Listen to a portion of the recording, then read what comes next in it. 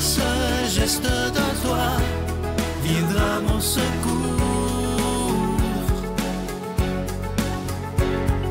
Viens semer dans mon âme le grain de l'amour. Je traverse un désert et je meurs de soif. Montre-moi le mystère qui garde la foi. Bonjour, bienvenue à votre émission La Victoire de l'amour en ce mercredi 20 septembre. J'espère que vous vous portez bien et que vous avez cultivé cette paix dont on s'est parlé mercredi dernier. Donc, cette paix qui est en Dieu, dont il est la source. Et c'est son nom, c'est sa signature. Il est la paix. Il veut se donner à nous. Il suffit d'en prendre conscience. Donc, aujourd'hui, on va se parler de comment la cultiver, cette paix. D'abord, pour pouvoir la cultiver, il faut avoir décidé d'en faire notre priorité. Moi, je pense que dans la vie, quand je suis étourdie, je suis pressée, je suis un peu pas dans le moment présent, dans ce temps-là, j'ai des manques de paix.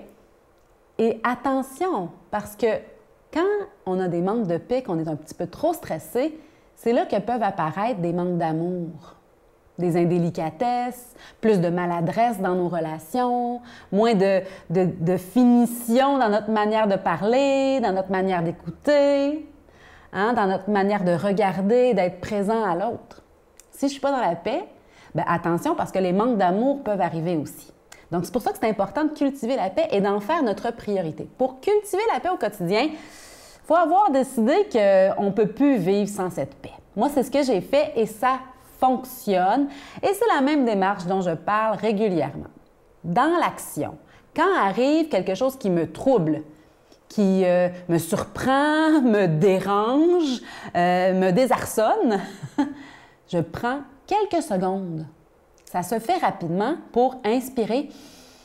Merci mon Dieu de venir, viens Esprit Saint. Je dis ce qui me passe par la tête, là, au secours mon Dieu. Et j'expire la situation, je la donne à Dieu, je la remets dans ses mains. Et il me donne sa paix à tout coup. Il me donne un peu de détachement devant la situation, un peu de hauteur, un peu de distance, hein, pour ne pas me laisser tout entière transformer en un petit tourbillon de manque de paix. Non, je prends une petite distance, je retrouve mon calme, je retrouve ma sérénité. Je peux alors agir selon mes moyens, faire ce qui est en mon pouvoir de faire, comme le dit la prière de la sérénité. Donne-moi la sérénité de faire les choses que je peux faire et de lâcher prise quand je peux pas. Quand j'ai aucun contrôle sur la situation, ça ne sert à rien de m'énerver, de perdre ma paix.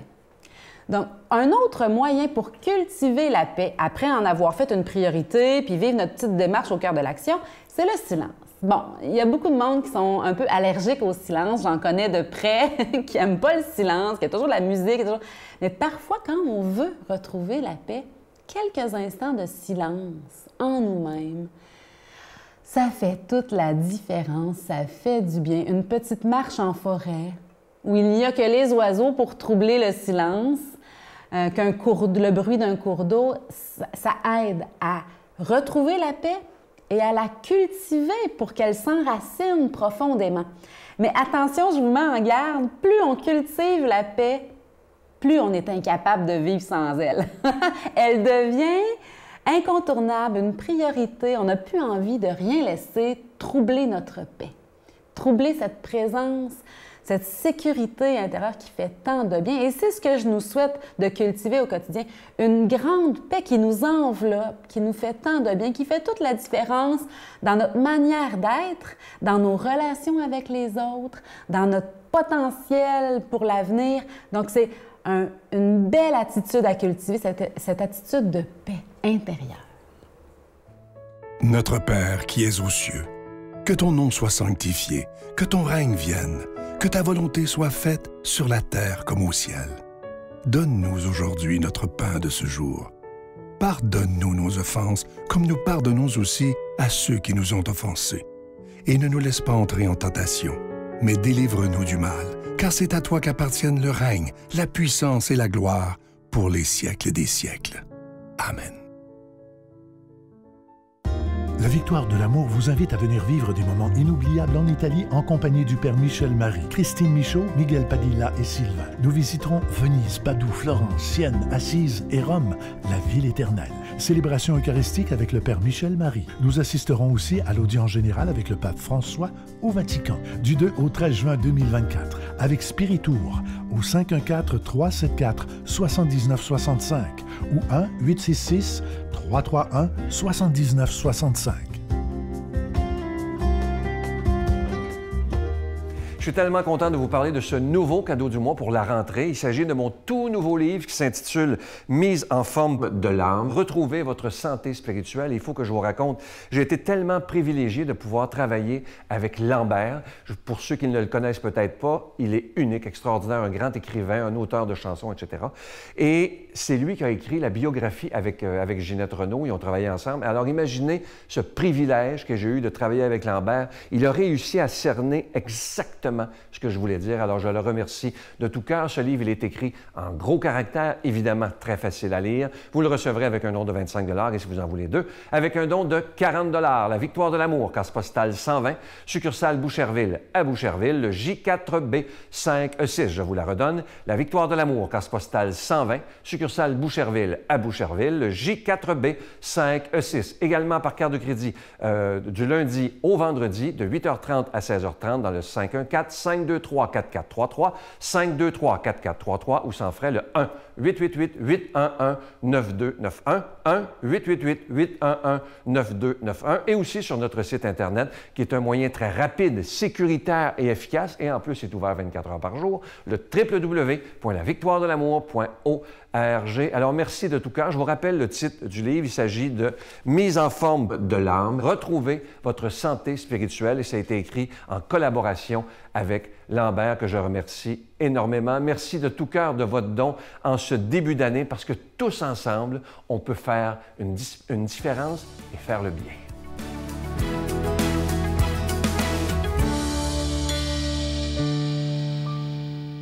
Mon Dieu, donnez-moi la sérénité d'accepter les choses que je ne peux changer, le courage de changer les choses que je peux et la sagesse d'en connaître la différence.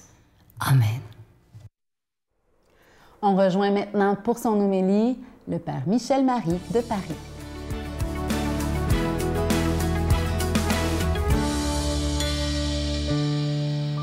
Mais quel bonheur que de vous retrouver et de partager avec vous l'évangile de Jésus-Christ selon saint Luc. En ce temps-là, Jésus disait à la foule: « À qui donc vais-je comparer les gens de cette génération?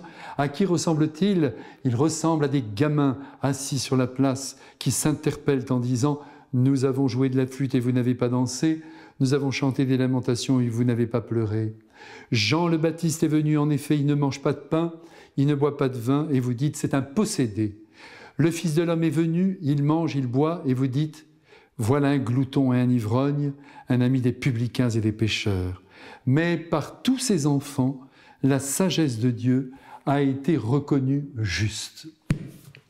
Mes frères bien-aimés, ce matin, nous surprenons le Christ déchiré, contrarié, peiné, parce qu'il constate que sa personne comme son enseignement ne sont pas vraiment reçus.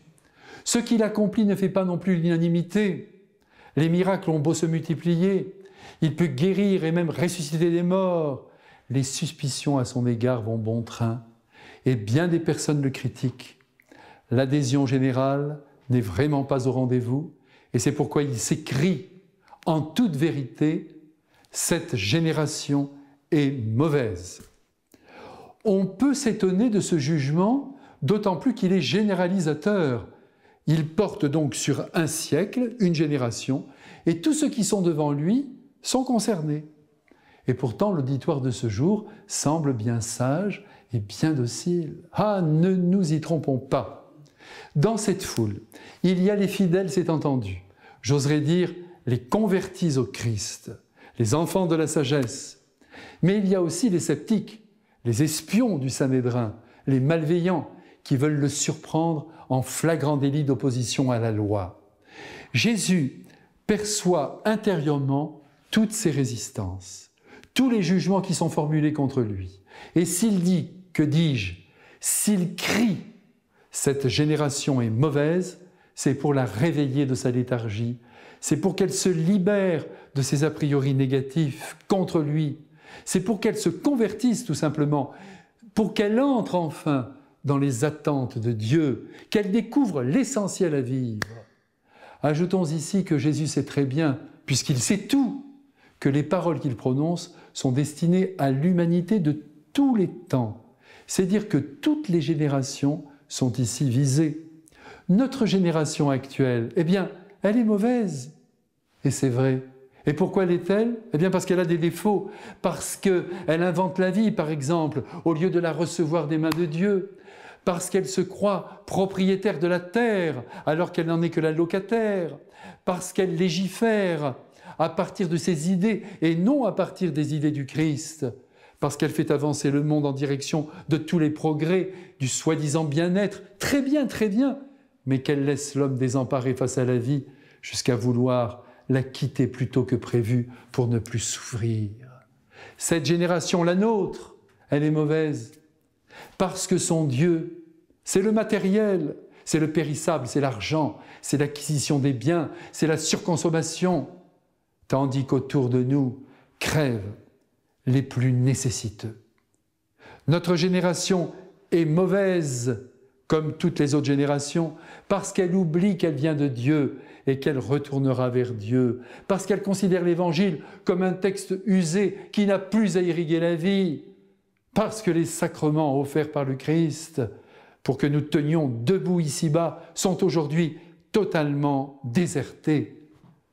Cette génération est mauvaise parce qu'elle n'écoute plus Jean-Baptiste, qui appelle continuellement l'humanité à progresser moralement, à se dépasser, à vivre sobrement, à devenir de plus en plus belle aux yeux de Dieu. Elle n'écoute pas non plus le grand appel du Christ à ne pas juger nos frères, à faire miséricorde à tout homme dont la nature est faillible. Elle n'écoute pas non plus ces appels à la prière continuelle, au partage, à l'amour le plus concret. Pourtant, la sagesse de Jésus est source de joie, de paix intérieure et de bonheur pour l'homme. Oui, vous le voyez, nous sommes mauvais, mais oui, parce que bien que baptisés, habités par la grâce du Christ, nous sommes infidèles au texte évangélique. Ce sont nos idées qui nous guident et non celles du Christ. Bien sûr, vous qui m'écoutez en ce moment, je suis sûr que vous aimez le Christ, le Fils bien-aimé du Père. Cependant, vous, comme moi, et c'est bien de temps en temps de se le dire, nous ne sommes pas bons. Nos pensées et nos actes n'appartiennent pas à l'Évangile, mais à notre petit moi égoïste. Et en le reconnaissant, nous avons toutes les chances de faire quelques progrès. Et c'est ce que le Christ veut. Il attend de nous que nous fassions des progrès dans l'ordre de la foi et de l'amour. Soyez bénis en ce beau jour. Père, Fils et Saint-Esprit. Amen. Je vous salue Marie, pleine de grâce. Le Seigneur est avec vous. Vous êtes bénie entre toutes les femmes, et Jésus, le fruit de vos entrailles, est béni. Sainte Marie, Mère de Dieu, priez pour nous pécheurs, maintenant et à l'heure de notre mort. Amen.